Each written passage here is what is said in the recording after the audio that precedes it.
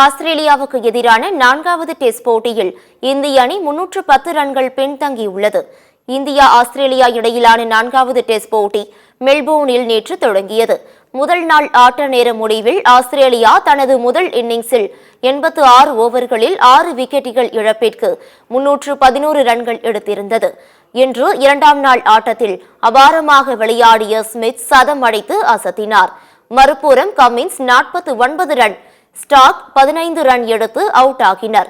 நிதானமாக ஆடி வந்த Smith 140 ரன்களில் out ஆனார். இறுதியில் ஆஸ்திரேலியா தனது முதல் இன்னிங்ஸில் 474 ரன்னுக்கு ஆல் அவுட் ஆனது. தொடர்ந்து விளையாடிய இந்திய அணி அடுத்தடுத்து விக்கெட்டுகளை இழந்து தடுமாறியது. இன்றைய ஆட்டம் முடியும் தருவாயில் ஜெய்ஸ்வால் 82 ரன்னில் அவுட் ஆனார். இரண்டாம் நாள் முடிவில் இந்தியா தனது முதல் இன்னிங்ஸில் 46 ஓவர்களில் 5 விக்கெட்டை இழந்து 164 ரன்கள் எடுத்துள்ளது. இந்தியா தரப்பில் பவுண்ட் 6 ரன்னுடன் ஜடேஜா 4 ரன்னுடனும் களத்தில் உள்ளனர். இந்திய அணி இன்னும் 310 ரன்கள் பின்னிலையில் உள்ளது. ஆஸ்திரேலியா தரப்பில் கமின்ஸ், போலன் தலா 2 விக்கெட் வீழ்த்தினார்.